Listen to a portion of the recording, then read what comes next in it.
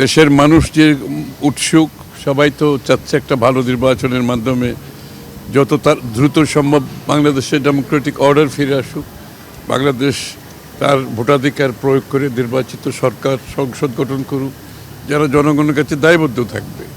তো সেই বিষয়ে তো সকলেই ইচ্ছা পোষণ করছে এবং এই আলোচনাগুলো হচ্ছে নির্বাচনকে সামনে রেখে বিষয়গুলোকে আমরা কিভাবে একটা সহনশীল অবস্থান থেকে উগ্রতার একটা প্রবণতা কোনো কোনো জায়গায় দেখা যাচ্ছে, কিছু কিছু জায়গাতে আমরা দেখতে পাচ্ছি উগ্রতা, এবং ওই জায়গাটাতে কিছু কনসার্ন তো আছে সবারই, এবং একটা সহনশীল অবস্থান থেকে আমাদের পরস্পরের প্রতি সম্মান বোধ রেখে একটা রাজনৈতিক সংস্কৃতিতে একটা পরিবর্তন দরকার।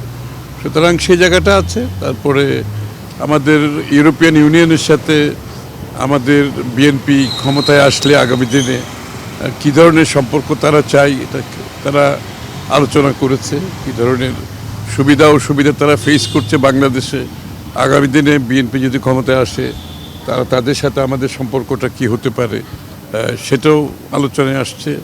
বাংলাদেশের অর্থনৈতিক কর্মকাণ্ডে আগামী দিনে তাদের ভূমিকা, তাদের বিনিয়োগ, তাদের বাংলাদেশের সাথে ট্রেড, যে বিশ্বের যে আইন মেনে চলার যে একটা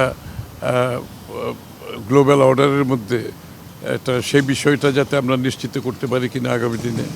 আর এখানে যেগুলো ওভার রেগুলেটেড ইস্যুগুলো আছে, যে ইজ অফ ডুইং বিজনেস, ব্যবসার মধ্যে যে বাধাগুলো আছে এগুলো দূর করার জন্য বিএনপির চিন্তা ভাবনা কি, এগুলো আলোচনায় আসছে। সুষ্ঠু নির্বাচনের সাথে আপনারা কি বলেছেন আর তারা কি বলেছেন? নির্বাচন নিয়ে নিশ্চয়ই আলোচনা হচ্ছে, সামনে নির্বাচন, কোন বিষয়গুলো তুলে ধরেছেন আর তারা প্রতি উত্তরে কি বলেছে? না, ওরা তো জানতে চাচ্ছে, মানে এই প্রত্যুত্তরের ব্যাপার তো না, এখানে কথা হচ্ছে নির্বাচনকে যাতে আমরা সুষ্ঠু একটা গ্রহণযোগ্য নির্বাচন করে দেশে গণতন্ত্র পুনঃপ্রবর্তনের যে বিষয়টা, এটা সকলের একটা ইচ্ছা, ওরাও পোষণ করে। তো আমাদের তো বহুদিন ধরে আন্দোলনই করছি এটার জন্য। সুতরাং এই বিষয়ে আমাদের প্রস্তুতি কী আছে, তারপরে আগামীর বাংলাদেশে আমি যেটা আগেও বলেছি যে আগামীর বাংলাদেশে আমাদের যে রাজনীতিতে সহনশীলতা, পরস্পরের প্রতি সম্মানবোধ, যে একটা অস্থিরতা মাঝে মধ্যে দেখা যায় কিছু কিছু রাজনৈতিক গোষ্ঠী যারা একটা কি বলবো, শব্দটা কি যেন,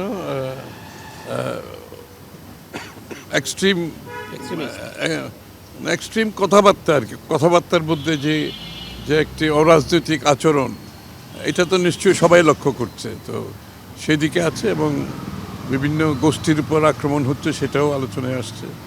তো আমাদের রাজনীতিতে স্থিতিশীল তো ফিরিয়ে আনতে হলে তো এই বিষয়গুলোর পরিবর্তন আনতে হবে। না, আমাদের নির্বাচন নিয়ে এখনও কোনো শঙ্কা নাই এই মুহূর্তে। সুতরাং যেই সংখ্যাটা নাই সেটা আগেভাগে বলে নির্বাচনী ব্যবস্থাকে প্রশ্নবিদ্ধ করার কোনো প্রয়োজনীয়তা নাই।